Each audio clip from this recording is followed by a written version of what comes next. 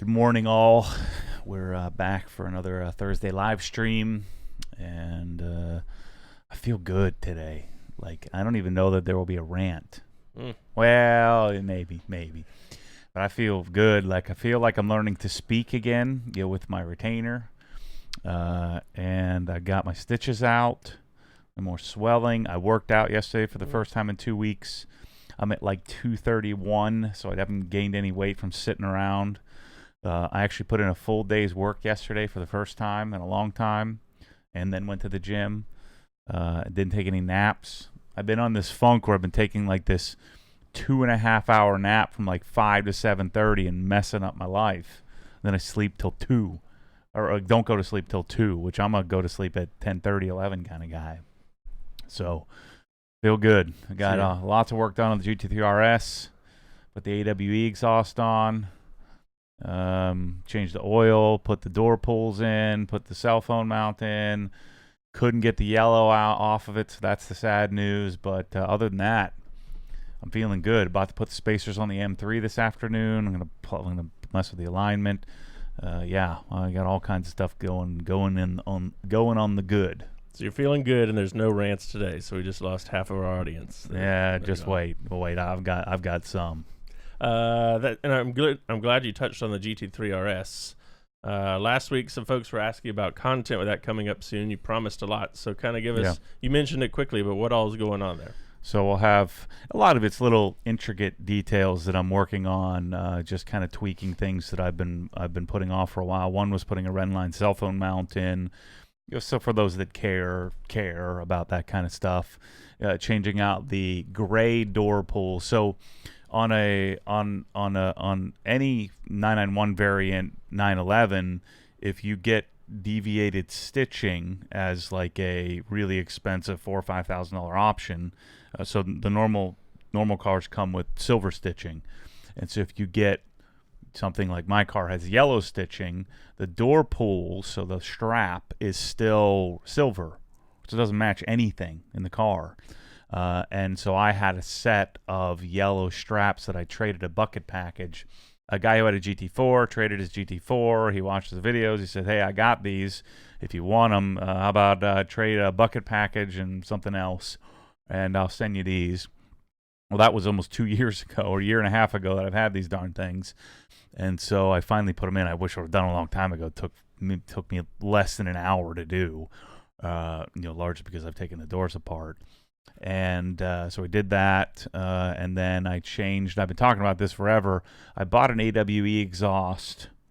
I've been buddies with those guys for years, and they built the exhaust that I asked them to build 4 years ago when I went on the whole exhaust saga. And I've been wanting to switch back to a catted system because of the yellowing, because of the environment. It's just not good to be catless if you have the choice. I'd rather not be. And so I wanted to put cats back on, and I'll probably end up with the Dundon catted or street system. But for now, I wanted to try this AWE exhaust, share the content, make it for my buddies at AWE. I just drove up the block. I really dig it. I think it's a really solid option. It certainly won't make as much power as the Dundon equal length headers, but it's good. Really, really good. Now I drove 5 minutes up the street. So that doesn't make it definitive, but so we have a video installing that, and then I just did an oil change and general maintenance video, so we'll have at least 4 videos on the GT3, and then a 5th one when I go do some flybys. The car goes nutty when you put cats back on it, so I've got to do several cycles to get the car from stuttering and puttering and check engine lights and all that stuff. Just doesn't like it when you switch back and forth. And the last thing we'll be doing a video here when I have a Durametric tool, which is a kind of a cheap version of a P-Wiz, which is the thing that you would use to reset all the lights and do general maintenance to the ECU, software updates and things like that. I don't know if I can do software updates, but anyway, reset the service lights. You have to go to the dealer, and I'm tired of dealing with those guys. They're telling me I can't do my own maintenance. It's bull crap. So I, especially since I have it on video, so I we sent the cable back. For 4 years, I couldn't get it to work. I tried it on Parallels. I tried it with VMware. I tried it with Windows 8, Windows 10, and then was there ever a Windows 9, or did they just skip 9? They're freaking idiots. So anyway, they Bryce took his his fancy PC thinger and hooked it up. It didn't work. So I chalked it up to I thought I was just an idiot. Well, now we know. So yeah, that's the RS content for now, and then hopefully I'll have it ready to go for the mountains, and we'll have to go and probably redo the PPF on the rear or pull the PPF off because the yellowing isn't going away.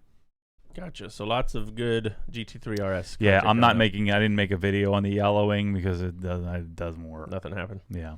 Gotcha. Let me read this question here from a super chat. Oh, we got some money. How much money we get? I think that's Australian dollars, so I don't know the conversion. No. 15 Australian dollars. That's sweet. I think that's 14 cents American, something like that. Hi, Matt. I'm from Western Australia. Our climate is similar to California. I have a car that doesn't get driven every day and has to stay outdoors. Would you recommend regular waxing or coating? I'd coat it.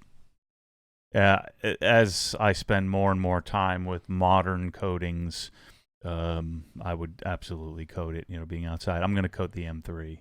I decided, really digging G-Technic Crystal Serum Light. So if you can get that there, get it. If not, buy it from me and we'll ship it there. It'll cost you probably double what it costs to get there, but we can get it there to you in 3 or 4 days. I do Crystal Serum Light and XO, top with Bead Maker, or even C2V3 if you do have a G-Technic dealer there in Australia. But yeah, if it's outside, definitely coat it. I wanted to go to this question from Zach because he was sitting here in the chat at 9:13, so almost 2 hours before we went on. So here's this question. Hey, Matt, I don't think you've covered this topic. I use a local self-serve car wash as a college student. I use multiple towels, 2 buckets, and have a foam dispenser. I just clay, wax, and then dry. What would you do? Yeah, I mean, I did the same thing back in the day. This would have been 2000 when I got my 99 Civic Si. I think I got it in 2001, actually. And so when I was in on-campus apartments, that would have been my junior year. So halfway through my junior year, I got the car.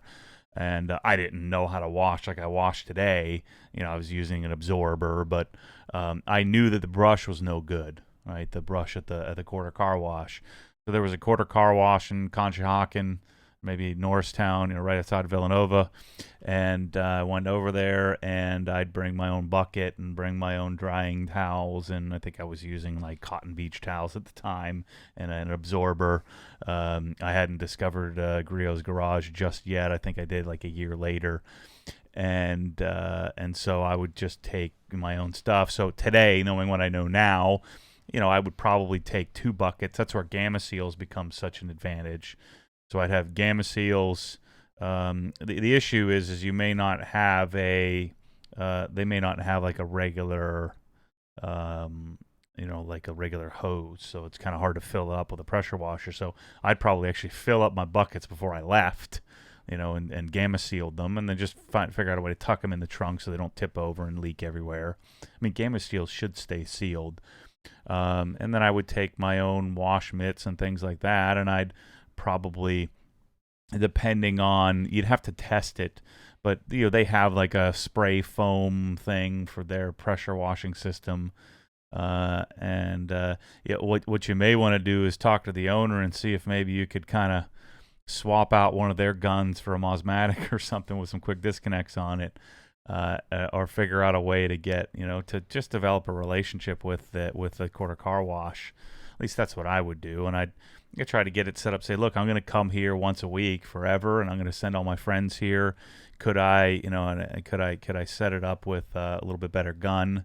And would you mind, if I come off peak hours, when nobody's here and spend a little bit extra time, and certainly I'm going to pay for the service. I'm going to be loading the machine.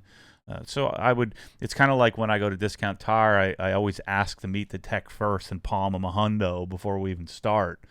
It's about the relationship with the place, and say, look, I don't want to be a problem. I'm really into this. I really like your place. And then, after you develop a relationship, maybe broach the topic of, hey, can I upgrade the gun here for you? And I'll just leave it here for others to use.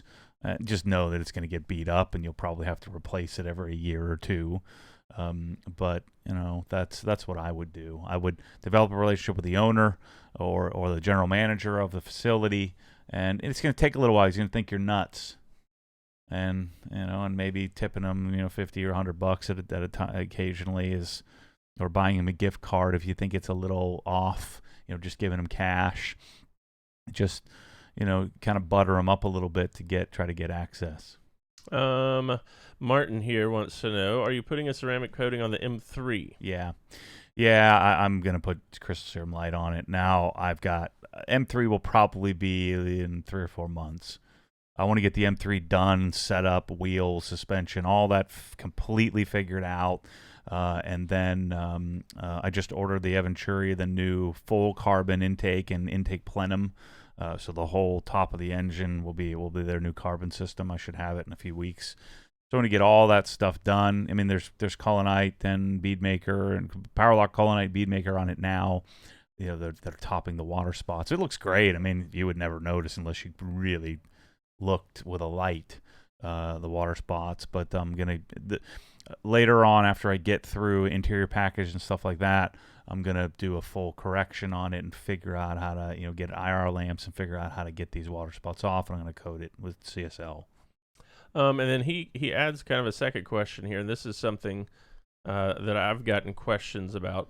I thought that coating is for cars you don't care for. Please explain. In other words, sometimes people think you coat it and then you're done with it and you wash it once a month or something. How does that? So maybe I should clarify, because people watch that video where Dylan and Jason Rose and myself were just, and the guys from the advanced training were having a roundtable discussion. There wasn't a single comment there where there was intent to say this is definitive. We were sort of sharing ideas and sharing pros and cons. That was the key message here. So it's not this or that. It's this if that and this if. So there's no definitive answer to whether you choose one over the other. You have the first and foremost thing, and so forget what anybody else is telling you or anybody says or what Joe Blow or whatever famous guy you're watching or wannabe famous guy watching tells you what to do. Forget all that. Just do what you like. So up until this point, I liked Powerlock Colonite. I don't give a crap what anybody says. And people make fun of me all the time for it. Those guys know what he's talking about. The technology's run by him. No. 2 years ago, coatings looked weird. And they've changed quite a bit in the last couple of years. And I've discovered other ones like Kamikaze's great, and then I discovered an even better, an even easier coating to deal with, and even easier to get, crystal serum light. Geon is good, Moe's was good, but it never really got me excited about coating a car. And then of course Geon has 19 different coatings, so that's just weird. Why not make one good one? Or 2 good ones, one for pros and one for regular, or even better, get rid of the whole pro idea. So I think it depends on what you want. What Dylan was talking about was in his world, the way he coats the car, he doesn't give a crap about. Just slap a coating on it, and then at least it's got some form of protection to hopefully the clear coat won't fail, because it's going to get scratched and marred up anyway. And he was talking about, and we all kind of agreed with this, that you don't have to. Coatings have become synonymous with full multi-step paint correction, perfected paint, and that's the only time you can do a coating. Well, that's not really true. Now, if I'm going to do it, that's the way I'm going to want to do it. You could just slap a coating on a car right off the factory showroom floor, and it'd be probably better than waxing it. And so there's these misconceptions that a coating can only go on a perfectly perfected or corrected car. That's not true. You can put it on anything you want. And then secondly, a wax a lot of times on a perfectly perfected, corrected show type car would probably make more sense. In my case, I've got so many darn cars and so many projects that it's occurred to me that I'm not able to do the 9-month full correction protection process that I was able to do before, but I could do it every 12 to 18 months. So, the coating, assuming that I take really good care, coating should hold up and the paint should look acceptable to me over that time frame. Because that's the thing to remember, is that you put a coating on and you maintain it for 3 or 4 years, it's not going to look that great. It's not going to look as good as Bryce's car looks now that we just did this past week. In 12 months, it's going to start to look not as good as you'd like it to look. You'll get some drying-induced marring. You'll get some washing-induced marring. I don't care if you do a 20 bucket, 2 bucket, 1 bucket, 20 towels, 40 wash mitt method. You're going to start to, beat up the surface, and you start to get surface contaminants as well. So then do you reset the coating with, like Carpro Essence or something like that? I don't know. I think you just have to, you just think about it, you make a decision, and you go. Like the M3, I've been back and forth. I love the look of wax, but I have the 1M out there and I have the M3 next to each other, and there isn't that massive difference between original C quartz or A quartz. We were talking about, some of the original coatings needed to be sanded, and then some douchebags that, that think they know everything, that are 23 years old, have been detailing for 4 years because they've done a lot of cars. They think they know everything. Well, you never dealt with A quartz back in the day, where that crap's never coming off, or the instance where the guy, like Billy told me a story about a guy who put on C quartz UK and just put it on but never wiped it, never leveled it, and they had to sand the whole car for hours and hours and hours to get it off because the compound wouldn't get it. Or guys took it out of context. And when I was talking about, you really should do a whole panel, so you're not getting a rejected coating, or end up with hazing or something like that. But anyway, that was the discussion about whether you do it or not. And again, it's not a yes or no. It's a what do you think? And just think it through and then make a decision and try it. That's part of the fun of this whole thing, is just to try different things. At least it is for me. And I'm helping people skip some of the big mistakes. But you still have to make a decision, because I'm giving you a couple of options. All right, so you mentioned Bryce's car, and there were some folks who saw the pictures of that. So what exactly did you do to his car? Well, we did the whole process of decon, and then we corrected. It was a single step correction. We did Sonex Perfect Finish. I tried Meguiar's M210. I freaking hated it. So I won't be doing. I don't like that. I never liked 205. I don't like 210. I think people force it, but maybe they like it. I don't think I'm using it wrong. I mean, it's just pretty simple. Just slap some on a pad and move it around. We were doing 2 section passes, so it was correcting out nicely, but it was leaving like embedded, dried out residue all over the place. I was ended up having to mar the surface to get it off. So you couldn't say that I was drying out the product, because we were doing 2 quick passes, not 3 or 4 or 5. And so we did Sonex Perfect Finish and a yellow pad. Car corrected out. Did a few spot sections where we had to hit some scratches that didn't come out with Jescar correction compound. We didn't need to break out the 101 at all, and so I think the go-to, so I'm going to add a few polishes to the line. I'm going to add 101 for when you need a sledgehammer, and then I'm going to add some sort of finishing polish, probably Jescar's micro finishing. So we have a single actual finishing, because Sonex Perfect Finish isn't technically a finishing polish. It's a diminishing polish. It starts as a really mild cut into a finishing type cut. Yeah, so that's what we're going to end up using. I thought for sure I'd add 110, 210 to the store, but I'm not. So, but there's a bunch of Meguiar's products that I'll be adding here. So. Okay, that's good, because Dan asked about in the chat. I think you briefly touched on this last week. Did you use hyperwash this time, or? No, for decon, we use my decon soap. Hyperwash is pH neutral, so you wouldn't use that for decon. I'm still playing with. I've only done 2 cars with hyperwash, so I'm going to do a little bit more. The hyperwash foam's better than Adams. It appears to clean better. It doesn't smell very good. It doesn't smell bad. So I'm just going to have to use it a little bit more, and we'll keep playing with it and see how it goes. But I used like a third of the amount of soap. It's hyper concentrated. So that's interesting. It's an interesting option. It's inexpensive. It'll be a lot easier for me to get. It's hard to get Adams at times. So I don't know. We'll see. From a business perspective, the margins are way better. But then again, I would sell a lot less soap because we use a lot less.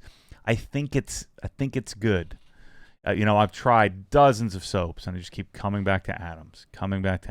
Everybody sends me soap, says this is the latest, greatest, and I keep coming back to Adams. And the Meguiar's insisted upon sending me 4 different soaps, and I didn't want any of them, and they insisted, and I'm glad they did because it made me try it. I didn't like the regular whatever the car shampoo was. I'm not putting even though Marcus wanted me to, I'm not even putting the darn whatever the wash and wax crap. I'm not doing that. Yeah, it's great. So number 39 will be coming in the store. I've been using that on all kinds of trim to get polish residue off. That's a great product to have on your shelf. 1 bottle will probably last you the rest of your life. I'm going to add D101 to the store for really light cleaning of the interior, or mainly for engine bay cleaning when you just do it in a 4-to-1 dilution. So I'm going to use that. I don't find the need for a heavy all-purpose cleaner, so it's a good, nice balance. You can make it relatively concentrated by either not diluting or diluting it 4-to-1. What else? Hyper dressing. I don't have the 32-ounce bottle solved yet, but we're getting there. We'll get it at some point. What's going to happen, the 32-ounce that we're going to have is going to be 50% solution. And then to make it 4-to-1, you just dilute that 50. So it won't be straight up. It'll be 2-to-1, and then to make it 4-to-1, you'll just dilute it. And you'll cut it in half, basically. Or I guess a third, or whatever that math works out to be. So yeah, a bunch of Meguiar's products. So interior package I'm settled on. I'm doing invisible glass tool. Or Stoner's tool. I'm doing P&S interior cleaner, which I totally dismissed, which is awesome. I think it's better than Griot's, which I was going to do Griot's, so it's better than Griot's. It's not better than Nexet, but it doesn't have any of the byproduct or negatives of Nexet. Very close. Leaves a very nice matte finish behind. It smells pretty good. Swiss Vax leather cleaner package, which will be a 2-step. I gave away my leathery. That stuff doesn't really, I don't know. I don't find it necessary. Leather Masters is something I may add, for really treating leather. But again, I don't think it's really necessary. I used to treat leather all the time. I think if you just do the 2-step, really simple Swiss Vax care, you're good. We'll have the option for Sonax Alcantara cleaner, and then various towels. I've got to find some blue sponges. And we'll have the Swiss Vax little pad or a little brush as well. Brian Guy has been he's been in and out of surgery, so I've got to get with him to get nailed down on the Swiss Vax products. But in order that, I have a suspicion it's going to be hard to get because I'm going to be ordering a lot more than what they're normally selling, and the margins aren't going to be great for me. But it's just too good. All the Meguiar's leather cleaners, nothing touches that little bottle of $70 Swiss Vax cleaner that'll last you for a year. So I'm telling you, it's worth it. So the interior package is settled. I just have to line up all the gear. I call Stoners back, get that lined up. So the invisible glass is I don't know why I never really used it. I've used it on the inside of the house forever, and I hook it out of the car. I'm like, what have I been doing all this time? This stuff is amazing. I love Griot's window cleaner, but this is even better. I'm an idiot. I have all the Angel Wax products coming too here. I literally bought one. It cost me even at wholesale discount, I bought every single wax, every single product they have. It cost me like $800. So I'm going to have all that whole product line, and then they're going to come up, and we're going to make a video series on that product line. I've been in talks with Built Hammer about bringing that in the U.S. That would be very different. I'd just bring the whole line. But I have to bring a whole container, which is 13 pallets. That's, I don't know. It's going to be a big investment. That's a lot. So anyway, that's what's going on with the detailing stuff. We would have had the lighting package out, but I'm waiting. We had to get a new scan grip pallet. Where's that at? Have they reshipped that yet? No, not yet. They're packing up the exact same thing to send it back to us again since the first one got smushed. Okay, so we're waiting on that. I got $20,000 cost worth of scan grip stuff coming in, so I'll have a package for that. Very different than what you normally see. I've had it all. I sold and gave away most of it. I'll show you through videos and on obsessedgarage.com what I think you'll want. Even if you're a pro, I'll tell you my thoughts on it, and it's my take, but I think it'll be of value to you, and I'll show you what I think you do. I think you want all the little ones. I don't think you want the big ones and the rolling stands and all that stuff, so I'll share that with you. So we had Terry and our fact-checking buddy Brian Deal. They did the math for us. So $14.99 Australian is about $10.36 and 38 Americans. There you go. No, anybody else wants us to read their comment, for sure, pay us money, and we'll. It shows up in a big, bold, bright thing, and then it makes me richer than I already am. Right, $27 million. That's how we got it. Yeah, the $74 million. But we've been doing really well, so I think I'm at like 77 now. So, let's see here. I want to steal a couple questions off Instagram. Thomas says, "How would you suggest blowing out polishing pads for a normal dude? The fear of air compressor contaminating pads, I guess, is what he says is holding him back." Well, I think bare minimum you would go to get an Ingersoll Rand or just get a little pancake compressor like I have in my wash bay that I just showed in the video, the update tour of my wash bay. So you'd get a $200 or $300 little compressor, and then I would buy like the little Prevost, the Prevost stuff that I have, or maybe a Tornador, and do what we did like with Bryce's car. Just use it more to fill up your tires than anything. So I would have a little, just like a little California Air Tolls, again, a $150 to $300 compressor. Have something. I would get a nicer one, like I have the little Ingersoll Rand one that I think was $299. You'll have it for the rest of your life if you take care of it, change the oil, and make sure you get the water out of it. And there's a little tank drain, and then you'll have it to do all kinds of stuff around the house. You won't be able to use pneumatic polishers with it, but that's what I would do.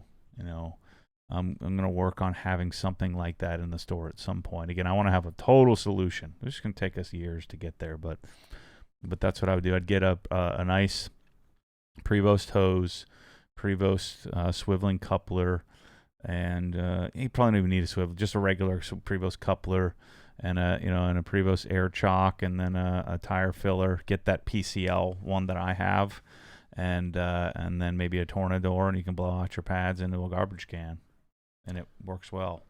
I want to run back to this real quick.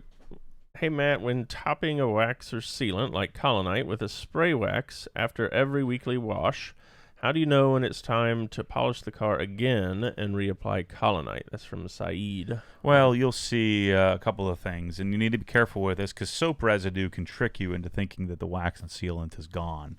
If you're using the wrong kind of soap, or you didn't wash the soap off fast enough, you can end up with soap residue, so your water is not beading, it's kind of sheeting or sticking to the surface.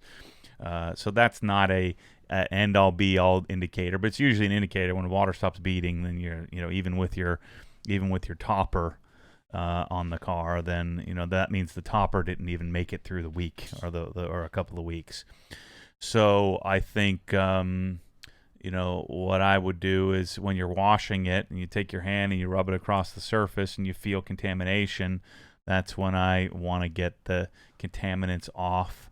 And so that would tell me I'm going to strip it and start over, which is usually, around 6 months in, and then stretch it for another 3 or 4 months. And so you get 9 or 10 months out of it, and then, redo it. This is from Gary on Instagram. Would you talk about the June mountain trip? Who's going? How many? Is it open to anyone?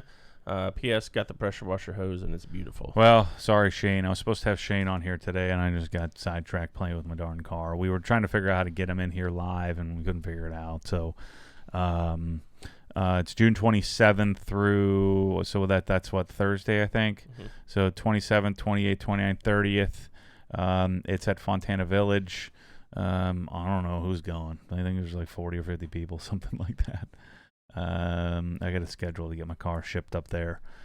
And just to be clear, this is not car maker specific. This is just an OG guy. Yeah, anybody. This isn't the GT thing. Yeah, anybody can come and hang out and super chill. And we don't really, I mean, everybody gets separate checks, and it's a little awkward because I feel like I'm supposed to pay for everybody, but I don't have that much money because I really don't have $77 million.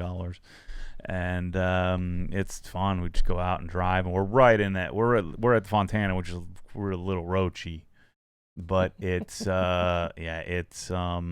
it's right on Moonshiners 28, right on Hellbender. So it's like 5 miles from the Dragon, and then 10 miles from Chirahala, and it's right in the heart of it. Yeah, Shane chimed in the chat and said they need to check the event page in the Facebook group. So Gary is on Instagram. So Gary, if you don't have Facebook, you can email Matt and we'll send you the information. Yeah. Yeah, so Fontana Village, 27th, you just call them up. I think our room block is probably booked, but the place is so freaking cheap, it doesn't even matter. I mean, it's like $90 or $100 a night or something like that. I guess my definition of cheap is probably different than most, but I'm used to paying for expensive hotels. All right, so that's at the end of June. You have another trip here that kind of came up. Do you want to speak to that at all? What are you doing next week?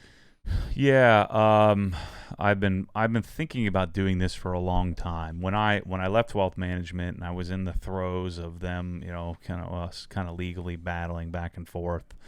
I've mentioned this briefly before, but I didn't leave voluntarily. But I did make a decision to walk away and do Obsessed Garage full time, and I'm so glad I did that. But at the time when I was doing it, and I've been a fan of Gary Vaynerchuk since Brian Orr introduced me to jab, jab, right hook. It's jab, jab, jab, right hook. Back when I was first getting coaching and before I even started the Facebook group and all of that stuff. I just started the YouTube channel. I had maybe like 8,000 subscribers or something like that. And so I started following Gary Vaynerchuk, but I really was following him just as an outlet when I was trying to figure out what the heck I was going to do, with my life. Am I really an entrepreneur or not? And, and I see through most people's, like, go watch the self-help guys. Who's the big guy? Tony Robbins. And I think Tony Robbins, is as extreme an example as it gets. And I think he's kind of become valid. But in the beginning, he was just like a snake oil type guy. Or go watch Grant Cardone's bull crap. Gary V is real. Like, I like to think I'm a pretty decent judge of who's real and who's not. I can, if you ever meet me and you want to ask me an aside in detailing who's real and who's not, I'll frickin' tell you. I'm not going to mention it here, but I'll tell you who's real. I mean, I think you guys get the sense that I'm about as real as it gets. I mean, I wish there was more to me, but there isn't. And so Gary Vaynerchuk is someone that I've been following for a while. I've read his books, and it's just what he speaks. I mean, I'm not into whatever they call it, hustle porn or whatever. That's bull crap. But the methodology, the stuff behind it, makes a lot of sense. I mean, if you take out the people that his core audience, the people that follow him are idiots that want to be entrepreneurs, but the real true entrepreneurs that are building a business and executing on things. There's just something about Gary V that really resonates with me, and I felt compelled to go. He does this thing. It's really expensive. It's called 4Ds, Daily Digital Deep Dive, and you go for a single day to VaynerMedia, and you spend, I think he probably spends maybe an hour or two with you, but his team talks about a lot about modern social marketing and media and things like that. And I don't I know that I know a lot of the stuff because I know his shtick, and I've listened to his stuff, and he says the same thing over and over and over again, kind of like I do when I tell the OG story over and over again. But if you listen to what he's saying and you listen to it over and over and over again, you pick up something different, or he phrases it a little differently, or adds a little thing here or there that you pick up. And I don't watch all of his stuff anymore, but for a while I did. And so I got an email. I've been talking to one of his guys. Nick has been trying to get me to come to the thing for like a year now. And I just feel it's kind of like when I went out to Jay Leno's thing and flew all the way out there for, this was 2 years ago. And then I ended up riding shotgun with him. I just feel like I should go.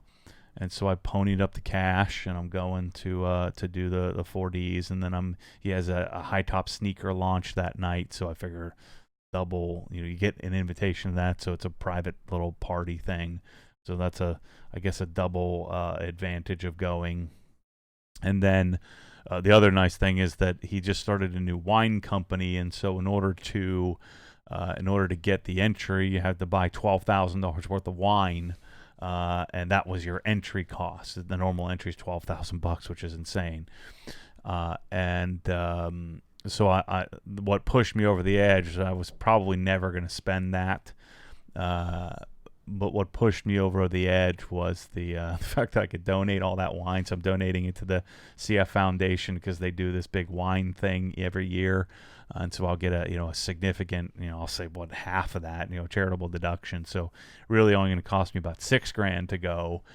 And I just know it. I mean, there's some things like FBA fulfilled by Amazon, things which I don't think they're going to be experts in, but they're going to be experts in, advertising on Facebook and Instagram, which I have full intent to head toward when we have more facilities to be able to deliver on that.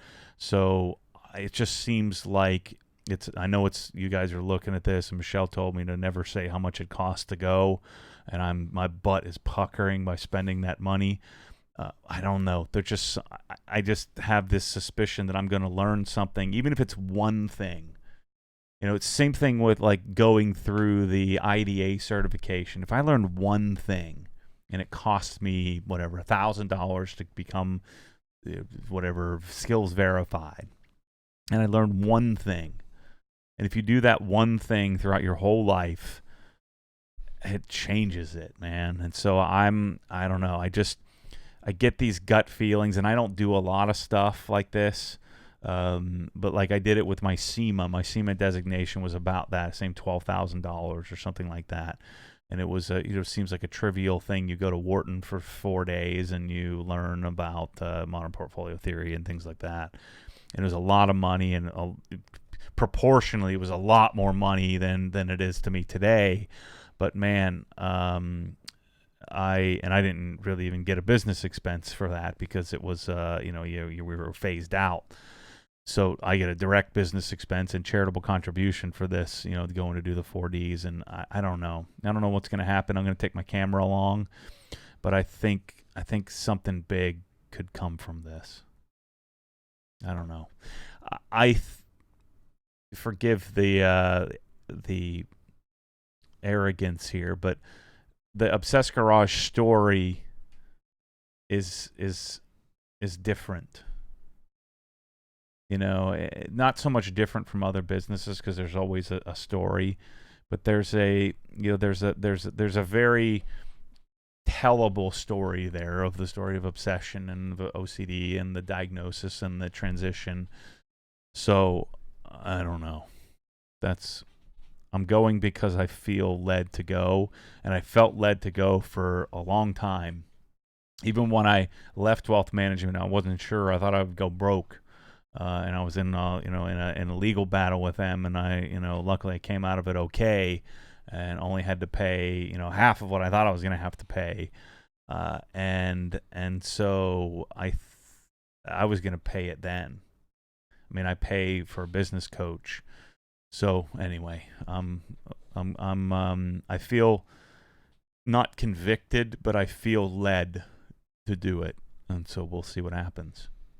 You mentioned the certifications that you've gotten before, and I have a question here from Alan on Instagram, because you talked last week about moving more towards the idea of a destination rather than a something else for OGHQ 3.0. Are you still planning on getting that IDA Yeah. RT designation? Yeah, because I think I don't intend to, again, I don't intend to build a detailing company, a company where we do actual physical detailing, which I was highly considering here because I have Rex, and then I have, a captive audience of people that I could hire and bring in and really create a great business, a great company.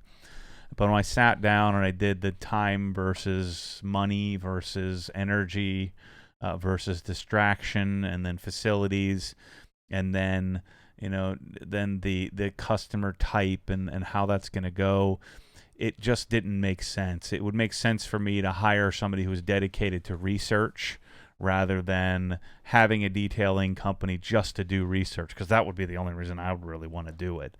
I had a service-related business in wealth management, and this is where I get in trouble with detailers all the time, especially young detailers.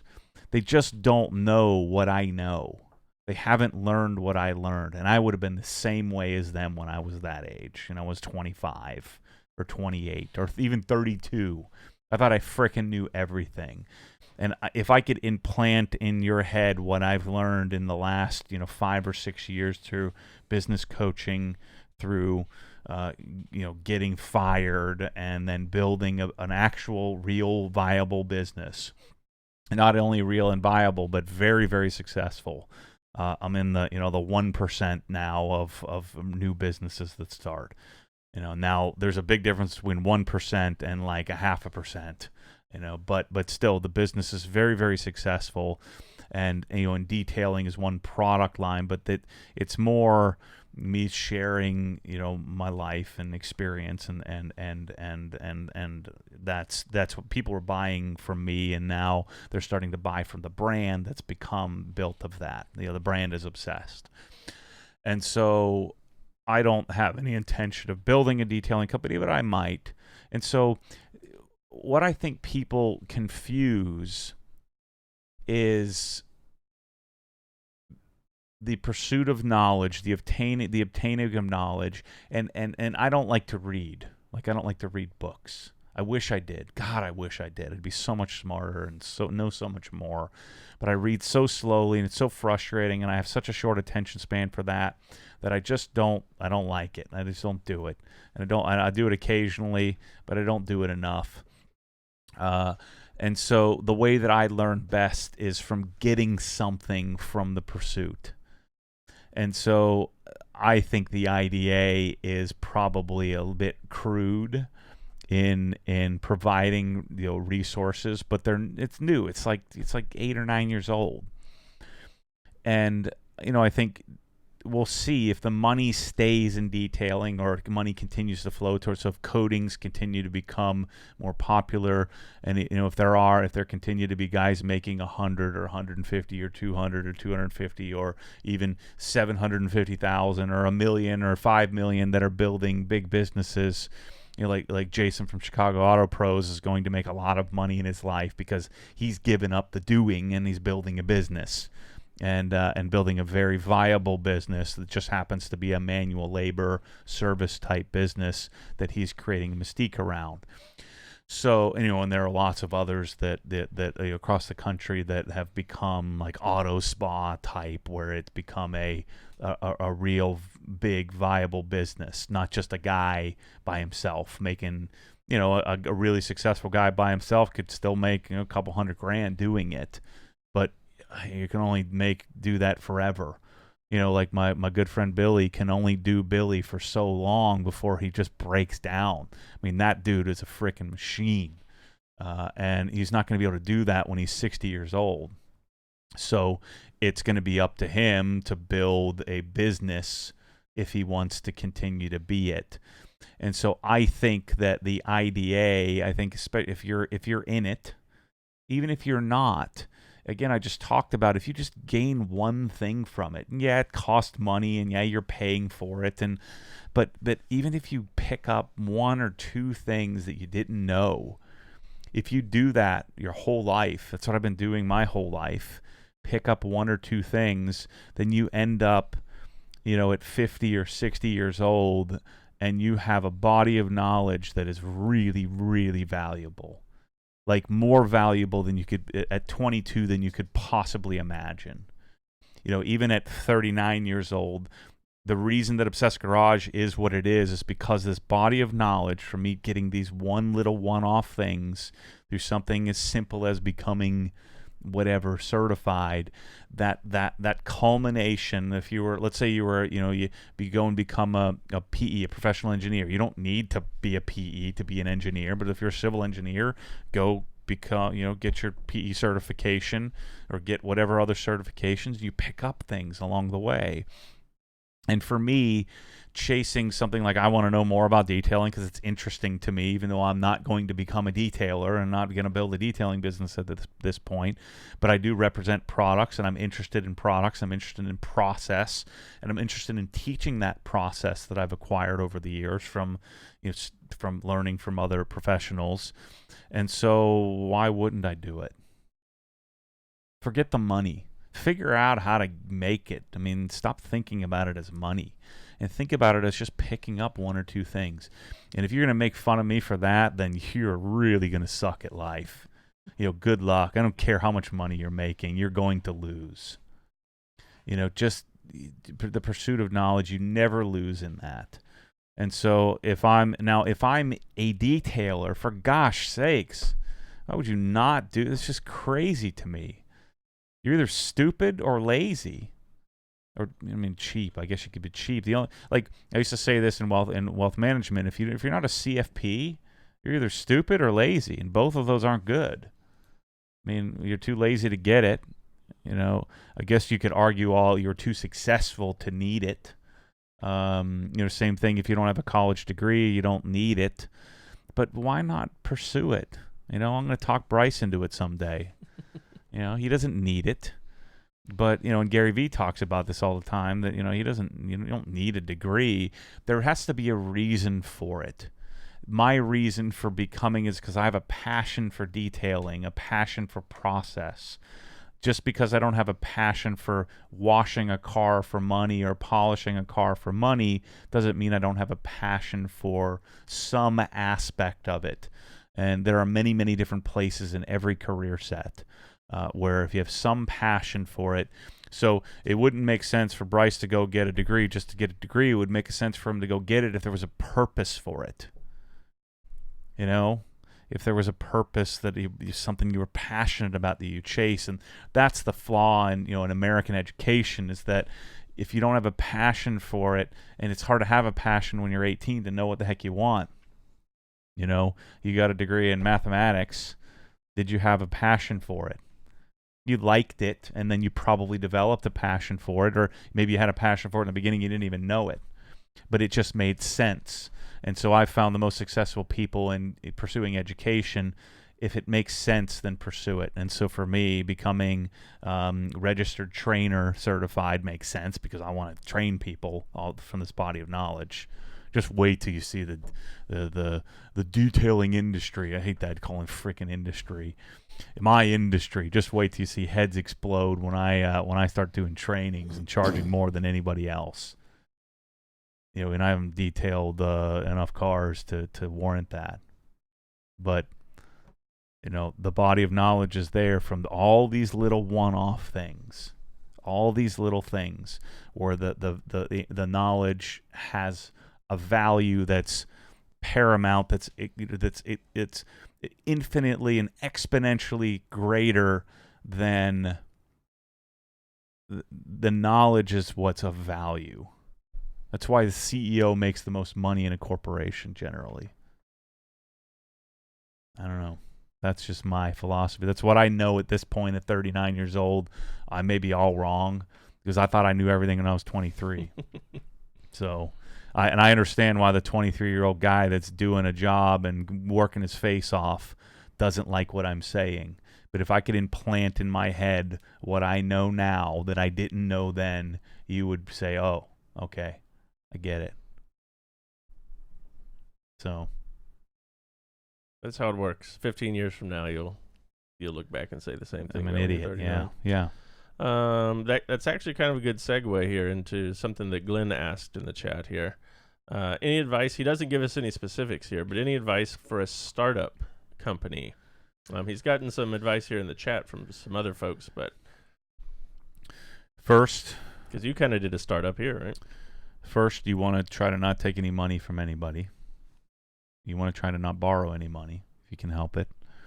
You want to finance it yourself, and a lot of times that means keeping your job and then self-financing it. So that's I think that's the first step, because the whole point of it is you don't want anybody telling you what to do. And so, like, I'm going to have a line of credit set up with the bank, and that's going to be a backup just in case I need to buy like $400,000 of pressure washers, and I don't have that much cash at the moment. And you know, who knows, maybe I'll take out some sort of commercial loan when we build the OGHQ for, you know, temporarily. And don't get me wrong here. When people say, you know, debt is bad, they're just freaking idiots. They have no idea what they're talking about. That you should never have any debt. That's not true. But you don't want people telling you what to do. So you don't want to go and have a bank that's telling you what to do with your business and having, you know, basically having margin calls on you all the time. So if you're going to start up something, I think that you want to self-fund it. And when you self-fund it, that means you usually have to have a job, unless you're just independently wealthy. And you want to make sure if you are independently wealthy that you don't blow all your wealth on creating your new, you know, career path or your startup. But I think you want to avoid raising money unless it's something like you're in tech or something like that. It makes sense for Facebook to raise capital, but it doesn't make sense for, you know, Obsessed Garage to raise capital.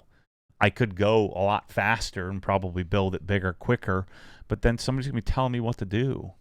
And I don't want that. Doesn't matter how much money you take. I've met probably now 24 people that have sold their business. And a lot of times it wasn't even that they sold it, that some firm, some private equity or some bigger company came in, gave them a bunch of money and became a partner or 50-50 owner or 49 owner. And every single one of those guys left their own company within a year and largely over. And it certainly can work, but generally doesn't. You know, now look at Facebook. They can't do anything they want to do because they're, you know, now the government's after them and their shareholders are after them. You look at Tesla. I mean, you know, so that's part of the game. That's what comes with it. So I think if you're going to start it up, you want to do it, side hustle it until it becomes so much of a distraction. So actually, let me rephrase this. What Rick told me was, at some point, wealth management will become such a distraction to you that you won't be able to do it anymore. And I was like, come on, no. I'm mad. I'm obsessed. I'm organized. There's no way. There's no way that's going to happen. And it did. And the universe, God, whatever you want to say, came in and kicked me in the head and said, here's what's going to happen. You're going to do this. And you have to be somewhat entrepreneurial minded. And the only thing that I'm still trying to wrap my head around this, because I didn't think I was an entrepreneur. I thought I was going to be a good employee, a good number 2 or number 3. But another way you'll know is that if you're breaking rules inside the framework, or you have a hard time with not authority. So this is where it's tricky, I think, because I know lots of people that are really opinionated that don't belong. It's maybe one layer deep. So that's one thing, or you just have this ideology that you've created accidentally without a lot of facts. Like, notice, I don't have a lot of ideology. I just don't care enough. I don't care enough to know enough about certain things to have to be argumentative. So being argumentative doesn't mean that you're an entrepreneur. Doesn't mean that you're, you know, that's why you're getting in trouble at work, because you're argumentative. But if you find yourself hitting the ceiling of the rules that are in place of the place that you're in, and you find that's been happening to you your whole life, then you know that you're probably destined to be a startup type. At least this is what I've learned. That's when you know that you should probably be building something on your own. And I never understood, I'm driving, when you drive down A1A, like through anywhere through Florida, and you're like, who owns all these freaking houses? Because I was making a lot of money as an employee. I'm like, who owns this? Well, also drive through the center of any little town, and there's business after business after business. It's all the people who own the businesses. So it's not the number 2s and number 3s that own all that stuff, unless it's number 2 or 3 of Facebook or Tesla. If maybe Tesla's a bad example, but it's Google. But generally it's the people who built some sort of business of some sort from taking the risk. But there's risk after risk after risk after risk after risk after risk. So even though I'm telling you not to borrow money and you don't take money, you're still going to have to at some time borrow money and take money. And unless you're just extremely lucky, and when you do that, you're making calculated risk after calculated risk. I make a calculated risk every single day I wake up. Do I hire somebody? Do I not? Do I fire somebody? Do I get a garbage can or not? Little calculated risks over and over and over and over. Do I do this 1M raffle? How do we do this? So anyway, that's where I'm at on that right now. I think the idea of quitting your job, going broke, eating, food stamps to start up, I think that's stupid. Most of these kids that started up, they didn't starve. They were in college and their parents were paying for it, or they were getting student loans, and then they happened to hit. Don't be the 35 years old and your family, you're living in a single wide because you have this startup idea. Don't do that. Keep working and do it on the weekends and do it at night. And then stop buying cool car crap. Stop buying the stuff I'm telling you to buy, which is hard for me to say because I could never do that. So I just try to figure out a way to make more money than I could spend. Well, while we're on the subject here, we had a question pop up in the chat with regard for you. Are you worried about how we're going to talk shop at home, or just going to, how did you go about that process? I know some people are inherently private. Clearly, I'm not. So I don't, I just freaking sat in a room here and told you guys I spent $12,000 going to Gary Vee's thing. I don't give a crap what you think, I do, but you know what I'm saying? Like I think I'm going to be responsible. And if you don't, then you're probably not the right person to work, for me, if you will, or be a part of this or help me build it. I don't feel comfortable with that you, my friend, work for me. It's the same argument I have with the customer service. We're in this together. Yeah, I'm gonna make more money than you because I'm taking the freaking risk. Actually, in the beginning, I'm not making more money than you, but I don't think that you have to get all hung up on this fear of what are people gonna think and how are the employees gonna work. I think the key focus, and I'm doing this partly accidentally, partly through coaching, is to focus on culture. And I've made many mistakes. Like I made a mistake with you when when we were trying to figure out what we were gonna do with shuttling back and forth to the storage unit, and we were sitting there talking, and everybody else is in here, and I said, "Hey, come outside with me," and then everybody else is like, "What the heck's going on?" And the only reason I know that is because Michelle told me that. And so the culture is key, and so we also have to be careful with who we bring in here, and some of it's natural, some of it is through me running by my coach, some of it's running it by you, running it by Bryce, running it by my dad or my mom or Michelle, and so you have to kind of pull in all of this stuff to figure out who works. And I made some mistakes in the beginning by and Jared is a friend of mine, Jared Toops, and Jared is like me.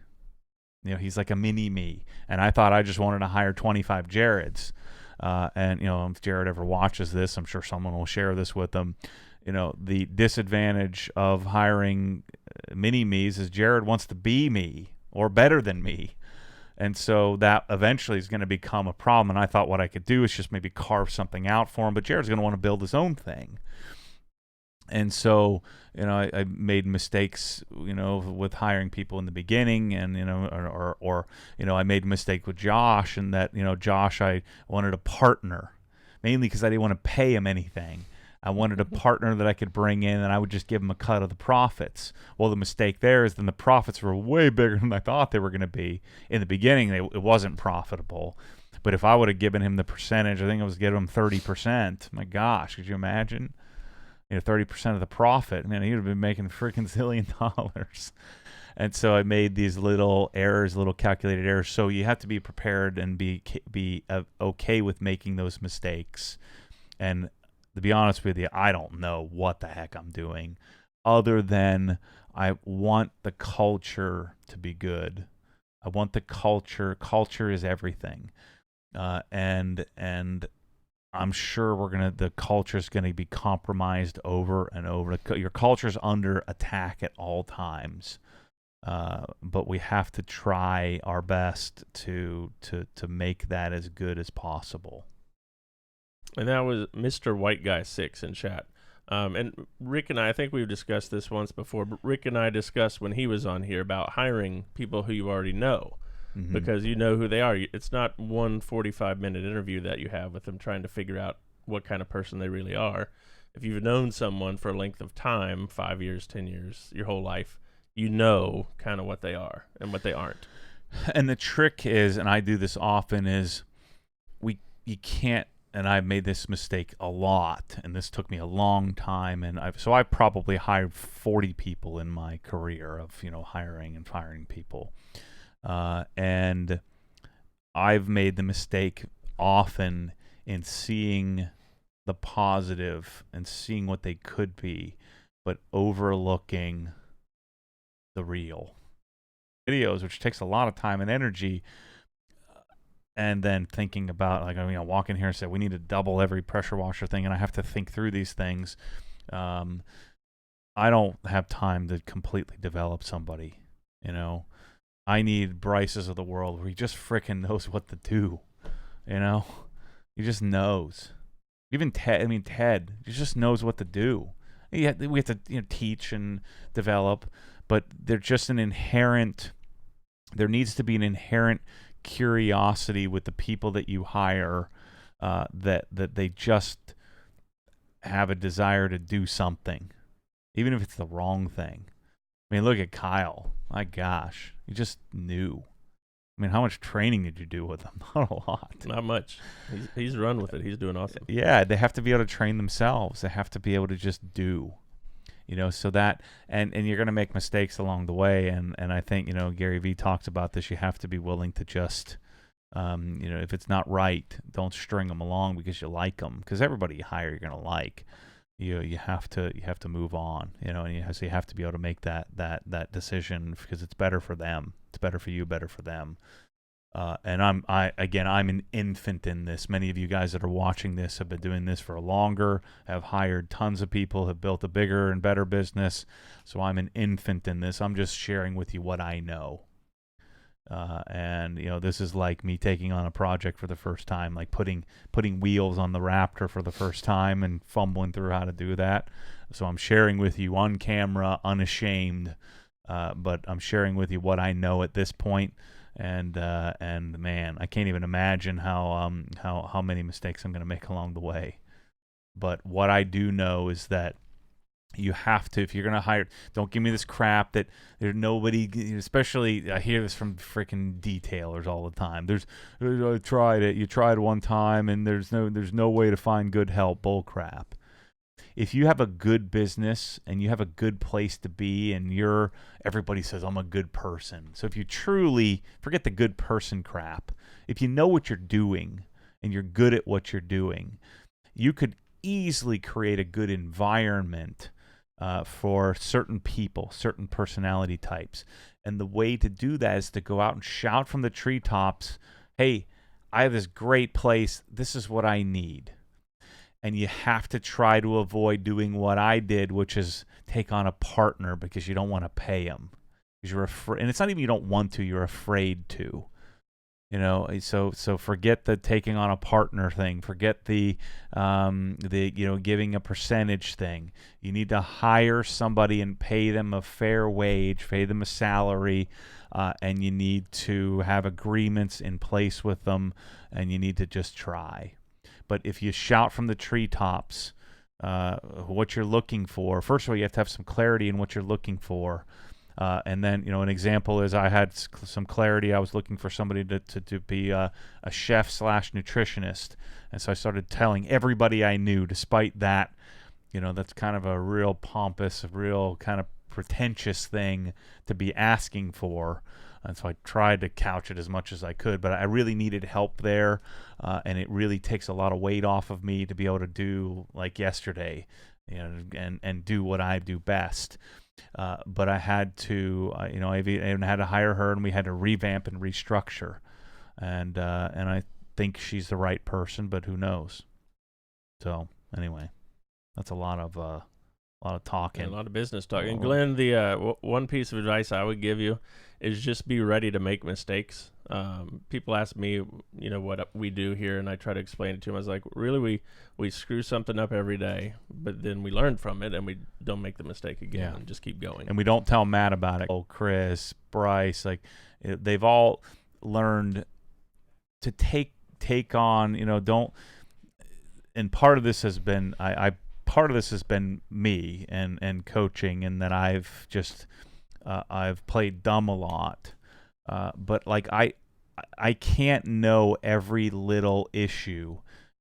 Everybody has a role in a department, and so when Kyle has an issue with something, some stuff needs to be brought up the food chain, but most of it shouldn't get to me, because if it gets to me, then it gets to me, and then I don't do what I'm supposed to do.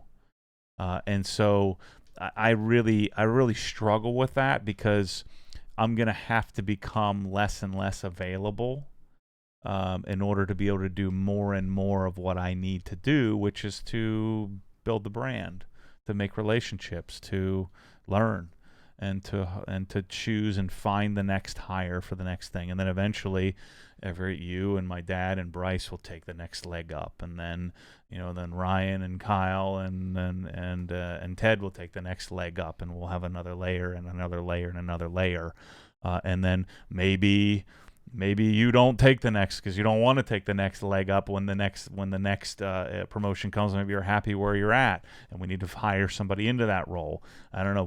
We'll kind of figure that out as time goes on. But the key is to make sure that everybody owns their role, and that's what I'm so focused on. And part of it again is hardcore with Michelle, because Michelle wants a teammate, and I don't have time to be the teammate. So on a drop shipping order or something like that. It's fun though. Yeah, it's been a lot of fun. I'm going to move to something different here, because a couple of folks mentioned this, and this has come up in the Facebook group, is the debut, if you will, of the Facebook video commercial thing that you were in. Have you seen that? Yeah, I mean, it's sort of what I thought it would be, a little cheesy, real quick, real basic, but the fact that millions and millions and millions of people are going to see it is just incredible. To be selected to even do it. Again, I know it doesn't represent the brand perfectly. It represents a group, and even then, it's a little off, but it's about being in the garage, and it's about community. So the general message is cool. And I think you're going to see more stuff. Obsessed Garage, they chose to do, and it's the first launch of their new campaign, which is about community. More Together, it's called, and that's going to be Facebook's main push, is groups, and they chose us. How cool is that? I mean, they chose us, and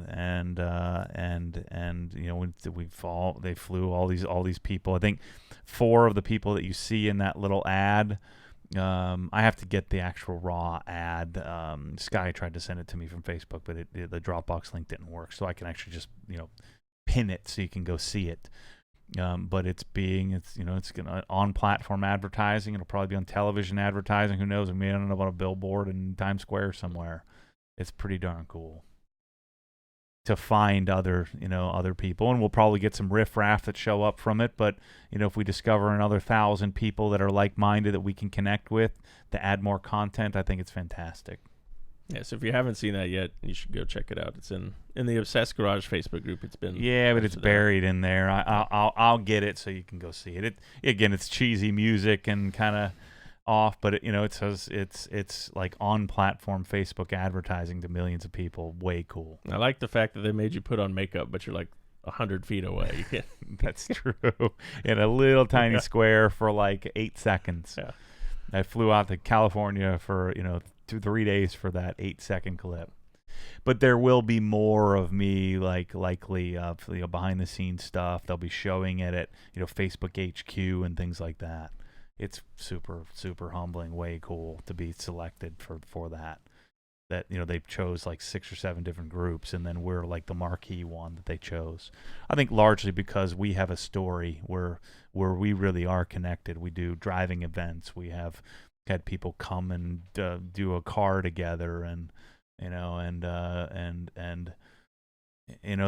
there's a graciousness to the vast majority of the Obsessed Garage community, which has been really, really great. It's been life-changing for me. There's also been some of my fear, one of my everlasting fears, and one of the reasons why I never put myself out there earlier in life was, and I've talked about this a lot, that okay, Chris, you ask me to come help you move, I'm in. I'm never going to ask you. I'm going to ask my dad and maybe my best friend that I know doesn't feel like I owe him something. But there's a contingent. There's a contingent in the beginning, and I should have seen this, of people that I thought there would be a risk that I was using them, but they were just using me for who knows what. And then that I don't owe anybody anything. And then one thing you can't do in this life, so this is how you want people to dislike you, is to volunteer with an agenda. Volunteer, but then expect to be paid. You want to be paid, say you want to be paid in the beginning. And so there's a large contingent of people that not a large, a small contingent of people, and they know who they are, who think I owe them something. I don't know, you frickin' squat. Just because I invited people to do stuff, you can't show up and volunteer and then say you're owed something. Just don't come. When you get invited over to somebody's house, and you're going there with an agenda, don't show up. Get your own life. You leave me out of it. It's freaking stupid. Just is ridiculous. And then come on my platform and use it, and then get angry when I tell you to stop doing that. So anyway, I don't know where I was going with that, but the Facebook community is pretty sick. And I like how I cleaned it up and got people out of there that were using it for their own freaking benefit. And I'm going to use it for my benefit because it's my freaking group. So, but nobody else is. How's that sound? They can make their own group. Yeah. And they can do what they want. With 14 people in it. Good luck. Let's do a couple of little quick hitters here. Any update on Beadmaker towels? No. Nope. Beadmaker specific orange. Okay. I want to do a garden hose and reel. Yep. You still recommend Ely reels? Yeah, Ely reel, my garden hose. The Ely hose I don't like. I like the termination of the Ely hose, but I don't like the actual hoses. They're rubber, they're poly, yeah. Terry on Facebook, when are we restocking 3.0 nozzles? As soon as we can get them. The supplier does not have any. Yeah. I got 0. But yeah, we want lots of those in soon. Membership program, that's creeping up here. I think July 1 is when we said we're starting that. Yep. I got a few emails last week after we discussed that about restrictions in terms of like when we've done a Black Friday sale before, it's 10% off, free shipping, excluding certain products like cabinets or whatever else. So will that apply to this? Have you thought about that? Yeah, I mean, free shipping won't apply to Sonic because it's too much. I mean, shoot, we shipped an array to freaking Seattle. It was like $5,000. It was a monster array. There isn't that much profit in it. Shipping something to New York is $1,200 or something like that because it takes up a whole truck, some of these cabinet arrays. So Sabre will be no discount, no free shipping. Sonic cabinets will be a discount but no free shipping. Everything else will be 10% off and free shipping. There you go. Yeah, so every single other thing will be, and some of the things are going to destroy my margin, but and it's going to be $240 for the year. That's going to be $60 for the just content only, and then I think I'm going to change my mind on shirts. I think I'm going to do 3 shirts, but rather than make them $75, which was $25 for the shirt and $50 for the entry, I think I'm going to change it to where it's going to be $35 for a shirt, because a shirt cost me about $10 to make, 9 to 11 depending on the shirt, and then I'm going to add $25 to that. So a single entry is going to be $25, not $50. And then if you sign up for the membership program, you're going to get 2 entries, or whatever the math was, 6 if you sign up for the premium membership, or I got to remember what the heck we're calling that thing. Yeah, I just don't want to turn people off because I want to get my money back on this car. Actually, I want to make a lot of money on this car so I can do the next car, and I want to do a dining stroker, and I want to share all that. So I'm hoping that making the price a little more reasonable will turn less people off. But the 1M is getting super legit. And you put the HRE wheels on there, right? So I put the HRE wheels, and I decided, because I don't want the black wheels on my M3, that you're going to get both sets of wheels. Both have, Pilot Sport 4, so brand new Michelin tires. So you'll get both sets of wheels. I got black Brembo 380 millimeter rotors, Type 3 rotors, and 4-piston rear, 6-piston front. I've got a Sleck front lip coming. I've got a whole new center console coming. I'll have a stock suspension if you want to put that on. The only thing on the car that I'm not super wild about are the springs that are on the AST coilovers. I don't think I'm going to have time to change those. Most people probably prefer it to be a little stiffer ride anyway. But yeah, the car is going to be amazing, absolutely amazing. And you're going to be able to adapt it to whatever the heck you want to do. I'm putting a Unit NR3 in it probably this weekend, hardwiring that. So you have a Unit NR3 and a blend mount. That'll be done. What else do I got for the thing? And so that's another way to get an entry, is to get a little Obsessed Garage coin. Kind of like, grab that Q one over there. Kind of like this. Nifty little coin like this. I don't know what you do with it other than it's just a way to have an exchange of a product. I wish I could just sell a darn ticket and be done with it. But if I do these $25, I better sell a lot of them. I don't know. I mean, would we rather have 3,000 entries or 8,000 entries? Would you rather have obviously you'd rather have a 1 in 3,000 chance, but it's $75 for a T-shirt. I get how that's going to turn a lot of people off because they're not going to understand. It's not a $75 T-shirt. It's a $25 T-shirt. It's a $50 raffle ticket. Or giveaway entry. No raffle tickets. I can't say that. So I think that's what I'm going to do. And I might just choose a bunch of other shirts, because maybe you don't want just the black shirt, the black and orange shirts. So I might make like 5 OG designs and then 3 shirts, and then if you bought all 8 shirts and 2 hats, you'd get 10 entries. And then you became a member, and you'd get 12 entries, or you became a premium member, you've got 14 entries, and you got if there's 9,000 total entries, which I hope there are, and then you got a 14 divided by 9,000. What is that, mathematician? That's a 1 in. It's 14 times better than 1 at 9,000. Right. So, what about the people they buy the membership discount on all the shirts? Are shirts eligible for? No. No. Okay. No. Explain what that was, just in case we didn't. Well, maybe. Yeah, let's do that. That'll entice them. So you become a premium member. So you pay the $240. Okay. And then you buy all 8 shirts and 2 hats. Okay. Or whatever.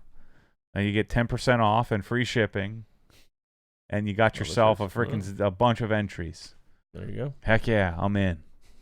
See, let's get me my money back. I'm gonna be $95,000 into this 1M, dude, easily. Yeah, I'm gonna add it up. So you're gonna get a $95,000 1M, and I'm gonna 1099 you $60K. So you're gonna get a $60,000 1099, which means you're gonna have to pay tax.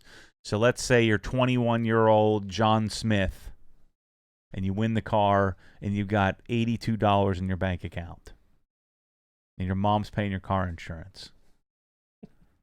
And you don't have a car, or you do have a car. I hope so. If you but have the insurance. but the car's worth $2,000.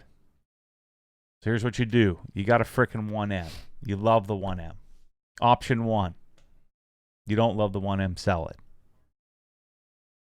Sell it for $6. Part it out. OG Marketplace pretty quickly. Take it down to you don't know jack about doing things. Take it down to your local mechanic. Have them put the stock wheels back on it. Have them put the stock seats in it. $7,000. You'd sell the exhaust and all this other stuff. Try to get into a stock exhaust and take the suspension off. So sell the car for $50. Sell all the parts for another $20. You just made yourself 75 G's. You're gonna pay $12,000 in tax. So pay the $12,000 in tax. That's option 1. Option 2. Get the car. You have your 20. Again, remember you're 21. You got $82 in the bank. Option 2, tell your mom, look, I've got this car. It's worth at least $60, and I'm going to have to pay tax on it.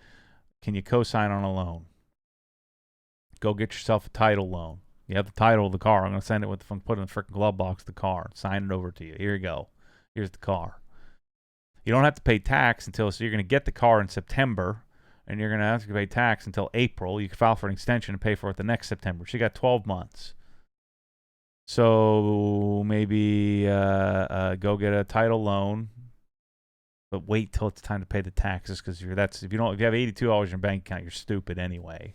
So don't go get a freaking $15,000 loan and then spend the money on more parts. You won't need any more parts on this car. So then you've got a $15,000 loan on a $95,000 car, and you're gonna pay like $180 a month. Go get a job doing something. Start detailing cars. I'll teach you how to do that too. Option 3, you're 55 years old, write the frickin' check for the tax. I hope a 50-year-old guy wins it, because some punk kid doesn't deserve this thing. So you punk kids better buy your tickets, because I want it to go to Mike Figuera. I want Mike to. Can't be you, can't be Bryce, but if you're one of my buddies, then you can win it. I take a sabbatical from OG, a 3-month leave of absence. You don't deserve it. You'll just mess it up. I'll sell it. I'm not keeping it. Get so many Camrys. Yeah. So get 10 Camrys for that thing. Yeah.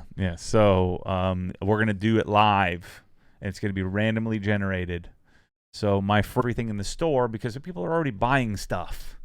That's not going to do me any good. I'm going to raise another $20,000 over what we already sell. I need to sell something specific and make the people who already are buying a bunch of stuff buy more stuff. That's the only way that this works. So that I can do it again and again and again. And the 1M is sick. It's sick.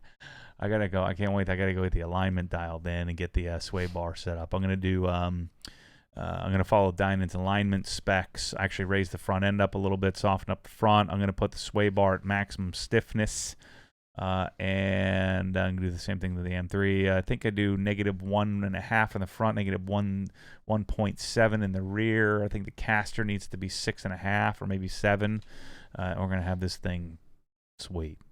I got to get the tune done. Bryce, let's just do freaking MHD today and be done with it. Can we do that? Yeah, it's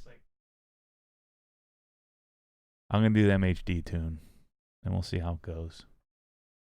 I'll buy it, and we'll do whatever the stage 1+ is. 1+, stage 1. and then everybody will be really happy. You'll have MHD tune on it and be done with it. All right. So this week coming up in videos, we got Bryce's. We got a zillion videos. I feel good about that. We got Bryce's Miata. We've got all the RS stuff I just talked about. We got a bunch of 1M improvements that we did. Wheel swap videos. We've got all kinds of stuff. And I'm going to go shoot some more today. I'm going to put the spacers on the M3. Maybe we'll incorporate that into the M3 video if that's not done yet. Yeah, lots of good stuff. So a lot coming down the pike. And don't forget, OG Mountain Gathering, June 27th. If you have questions, it's in the Facebook group. There's an event pinned to the top of the page there. If you're not on Facebook, just email us and we can help you get the information you need for that. We'll put you in touch with Shane. Yeah, that's all I got. All right, Shane's giving you some advice here in the chat. Make sure you install that Cobb AP before you do another tune. Oh, what does that mean? Do you know what that means? Bryce will do it. So I have to flash it back to stock. Oh, well, whatever. There you go. Good thing Shane was here. Bryce will do it. Uninstall, all caps, he says. Uninstall. Okay, whatever that means. Uninstall that Cobb AP before you do another tune.